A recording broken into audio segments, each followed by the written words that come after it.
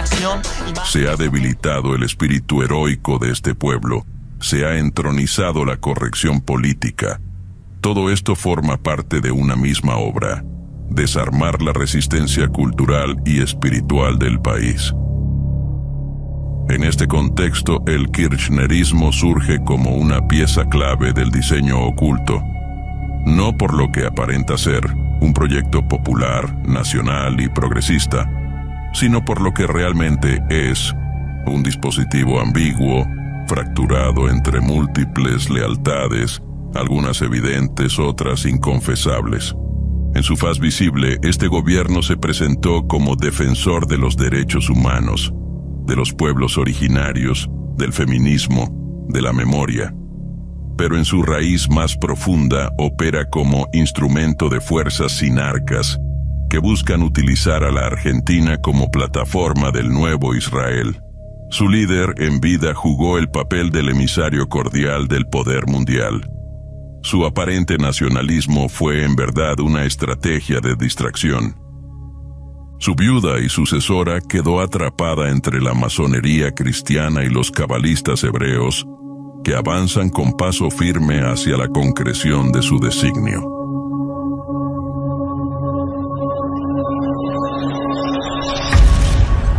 La causa AMIA, la firma del memorándum con Irán, la ambigüedad diplomática, todo responde a un guión mayor. No hay errores ni improvisación. Cada decisión está pensada como parte de un juego de espejos que confunde al Viria perdido y que el iniciado debe descifrar.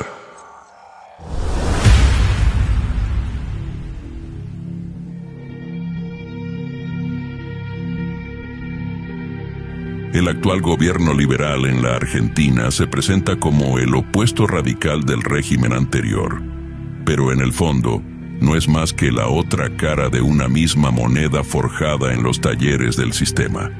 Si antes se apelaba a la justicia social como relato unificador, ahora se invoca la libertad de mercado como dogma redentor.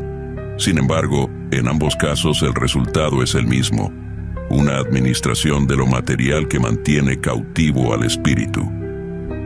Cambian los rostros, los discursos y los símbolos, pero la esencia permanece: una maquinaria al servicio del demiurgo, que gira entre extremos falsamente enfrentados, desviando al pueblo de toda búsqueda trascendente y perpetuando su exilio de lo sagrado.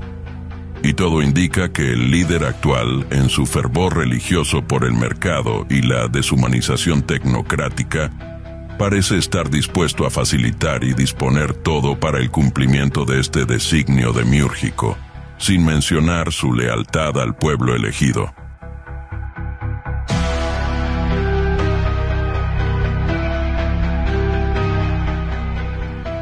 Lo que a los ojos del mundo aparece como caos, conflictos religiosos, guerras étnicas, crisis económicas, es en realidad el despliegue de un sistema artificial de conflicto montado por el demiurgo.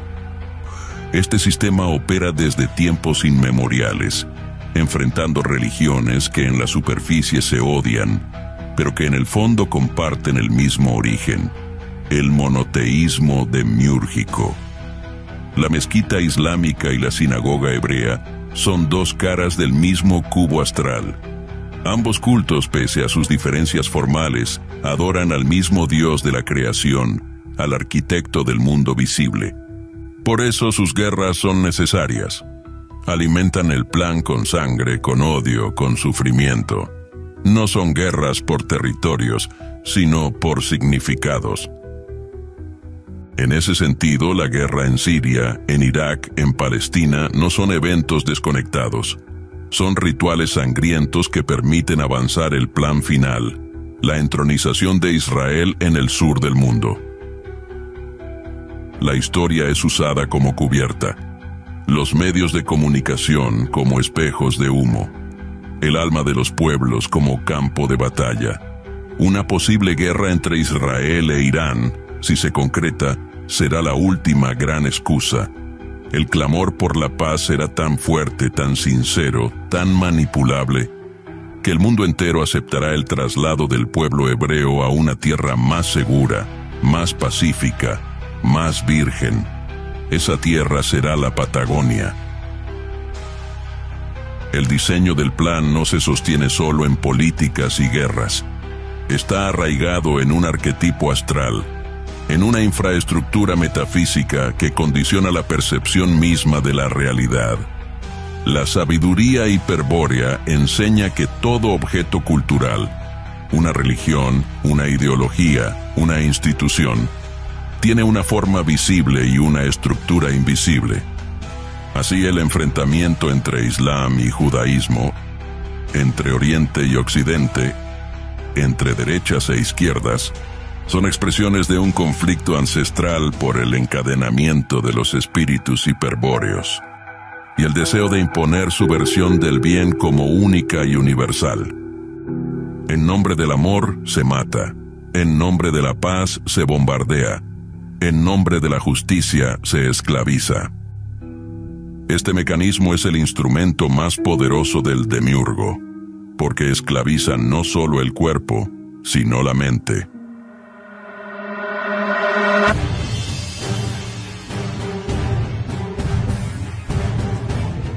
El vir ya perdido, atrapado en las premisas culturales, es incapaz de ver más allá.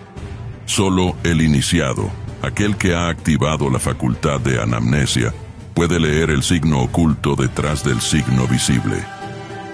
La cultura actual, en su apariencia amable, es la celda invisible del espíritu. Solo quien ha rasgado el velo y ha visto el cubo en su totalidad, no solo sus caras visibles, puede comprender la magnitud de la batalla. El traslado del pueblo hebreo a la Patagonia tiene una finalidad.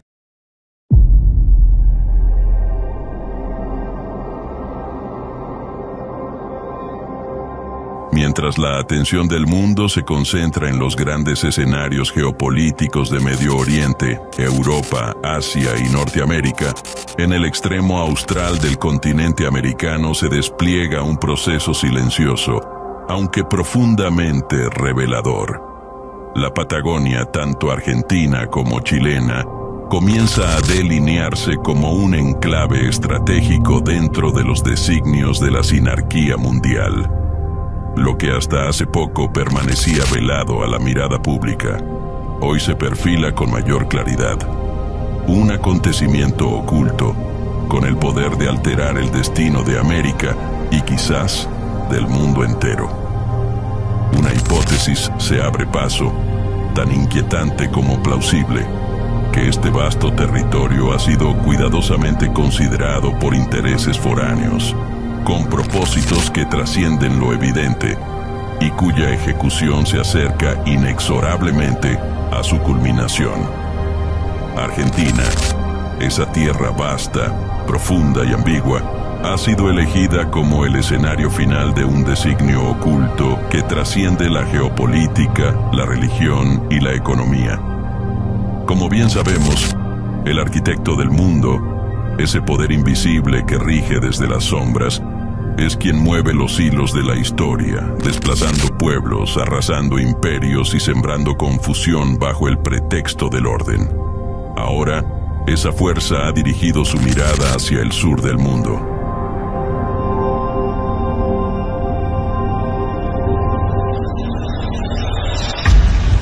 Hoy, en un intento audaz por develar una verdad velada, descubriremos este oscuro designio no como una denuncia periodística, ni como una teoría conspirativa, ni siquiera como un tratado académico. Lo haremos más bien como una advertencia dirigida a los virias despiertos, aquellos que aún guardan la chispa del espíritu increado y son capaces de ver más allá de las formas, más allá de los signos visibles del mundo y de sus superestructuras ilusorias. A ellos va dedicada esta narración, tejida con palabras que son símbolos, y con símbolos que son llaves para desentrañar lo invisible. Comencemos.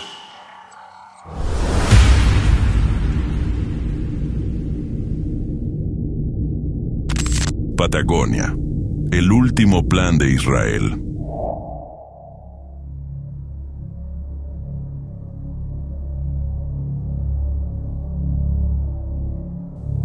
El enemigo no se oculta, se disfraza, y lo hace con tal habilidad que muchos de los nuestros han caído bajo su hechizo, porque su máscara no es grotesca ni demoníaca, es amable, progresista, justa, habla de igualdad, de derechos humanos, de inclusión, de memoria, pero detrás de esa sonrisa se oculta el veneno más sutil, la voluntad de dominación global en nombre de un pueblo elegido.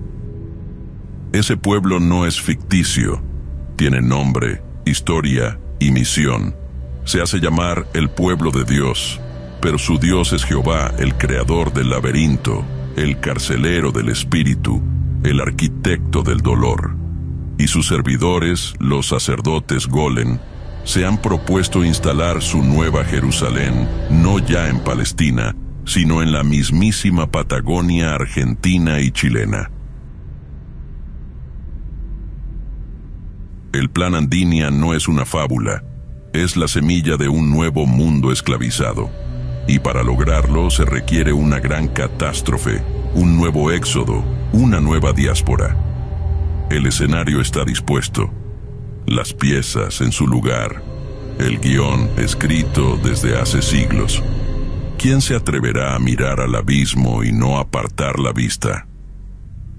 El pueblo argentino en esta hora oscura se prepara para recibir la última de esas diásporas, ya no como tierra de refugio, sino como tierra de destino. La tierra prometida, la Patagonia remota, inhóspita, virginal, ha sido señalada por los sabios del Sanedrín como el nuevo centro espiritual del mundo, no por azar, sino por un designio superior.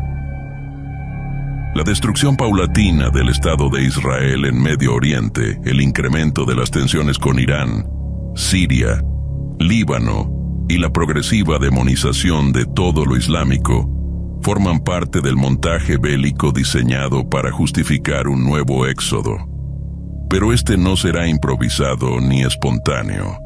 Será dirigido, calculado, administrado desde los altos niveles de la sinarquía mundial.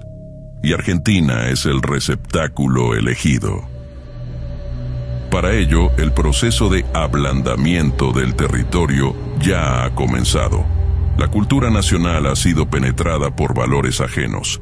La identidad ha sido disuelta en el relativismo y la historia ha sido reescrita en clave de culpa. Se ha debilitado el espíritu heroico de este pueblo, se ha entronizado la corrección política. Todo esto forma parte de una misma obra: desarmar la resistencia cultural y espiritual del país.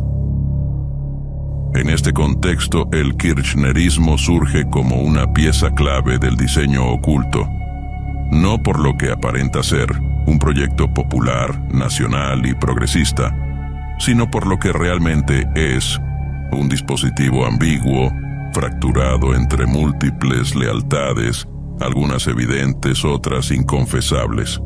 En su faz visible, este gobierno se presentó como defensor de los derechos humanos, de los pueblos originarios, del feminismo, de la memoria. Pero en su raíz más profunda opera como instrumento de fuerzas sinarcas que buscan utilizar a la Argentina como plataforma del nuevo Israel. Su líder en vida jugó el papel del emisario cordial del poder mundial. Su aparente nacionalismo. La historia es usada como cubierta, los medios de comunicación como espejos de humo, el alma de los pueblos como campo de batalla. Una posible guerra entre Israel e Irán, si se concreta, será la última gran excusa. El clamor por la paz será tan fuerte, tan sincero, tan manipulable, que el mundo entero aceptará el traslado del pueblo hebreo a una tierra más segura, más pacífica, más virgen. Esa tierra será la Patagonia.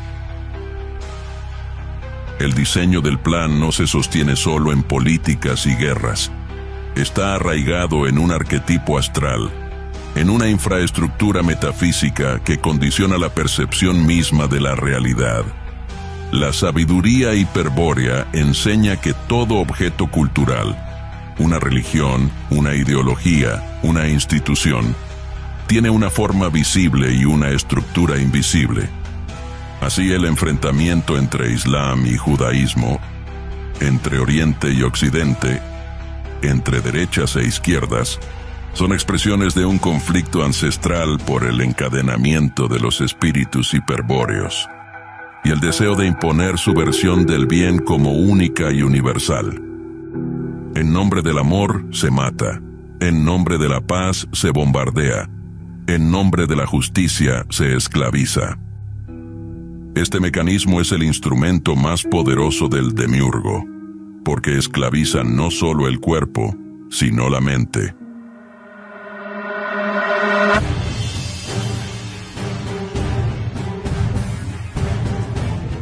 El Virya perdido, atrapado en las premisas culturales, es incapaz de ver más allá. Solo el iniciado, aquel que ha activado la facultad de anamnesia, puede leer el signo oculto detrás del signo visible. La cultura actual, en su apariencia amable, es la celda invisible del espíritu. Solo quien ha rasgado el velo y ha visto el cubo en su totalidad, no solo sus caras visibles, puede comprender la magnitud de la batalla. El traslado del pueblo hebreo a la Patagonia tiene una finalidad que trasciende la mera supervivencia, y es plasmar un cerco sin arca sobre la Antártida. Esa región gélida, misteriosa, olvidada, es en verdad un punto clave del planeta. Allí reposa un umbral, una puerta de acceso a lo increado. Un vórtice que conecta con las fuerzas de Venus y con los dioses de Agartha. La presencia hebrea en el sur es una operación de cerco energético. Busca bloquear esa puerta, aislar la última resistencia hiperbórea, neutralizar la entrada del espíritu en el mundo. La desaparición del Estado de Israel en Medio Oriente no será una derrota, sino una jugada maestra. El verdadero Israel, el nuevo, el definitivo, se levantará sobre los hielos australes. Y para que esto se concrete será necesario destruir al pueblo austral desde adentro. Una posible guerra civil, aún no declarada pero ya iniciada en el plano cultural, será el instrumento para fragmentar la nación, para dividir al pueblo, para diluir su mística heroica. El enfrentamiento entre justicialismo nacional y kirchnerismo judeomarxista no es anecdótico. Es el prólogo de una tragedia anunciada. En medio de esta noche oscura del alma colectiva, se observa una chispa de la luz increada, un fuego ancestral que arde en la sangre de los viryas despiertos, guerreros del espíritu, herederos de los linajes hiperbóreos, iniciados en la gnosis primordial. Aún perduran en los márgenes del mundo visible aquellos linajes hiperbóreos que no han sido olvidados por los dioses de Agartha. Portadores de la voluntad rúnica no hológica, su sangre guarda el fuego antiguo capaz de disolver los nudos del arquetipo astral que sostiene el engaño. Son ellos quienes, cuando llegue la hora, podrán fracturar la osamenta invisible del dragón y liberar la tierra del hechizo que la mantiene encadenada al destino del demiurgo. Pero el tiempo es corto. La batalla es inminente. Si la reina del sur cae, caerá toda América. Si se impone el plan Sinarca, la historia habrá llegado a su fin. No porque ya no sucedan hechos, sino porque todo hecho será parte de un mismo guión, dirigido por el Uno, ejecutado por sus sacerdotes y legitimado por sus medios. Sin embargo, aún es posible resistir, aún es posible despertar, aún es posible romper el hechizo, y cuando llegue ese día, el día del enfrentamiento final, el día en que el espíritu se alce contra el demiurgo, será en esta tierra, en este sur profundo, donde se librará la última gran batalla, no con tanques ni misiles, sino con símbolos, con runas, con voluntad, con Brill.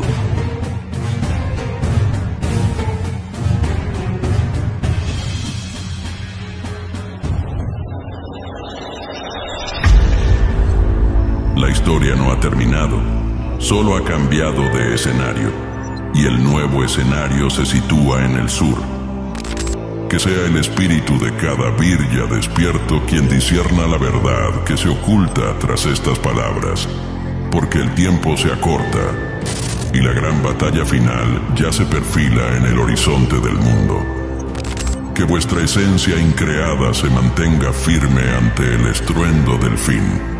Nos reencontraremos en el furor de la última batalla, en la conquista de la victoria final.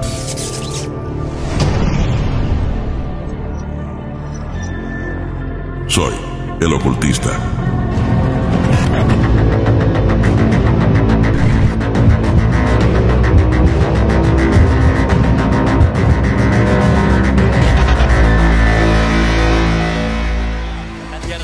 Esférica, este reino es plano. La tierra no es planeta en la raíz etimológica de su significado. Dos tipos de estrellas, las del tomo y las errates, o denominadas astros, tampoco son lugares terra firmes donde se pueda irme. El engaño fue impregnado en todos lados. En la escuela cuentan cuentos que inventa la elite Hollywood y Kubrick. El alunizaje fue montado. Olvídate del espacio exterior, es un plantan en la imagen.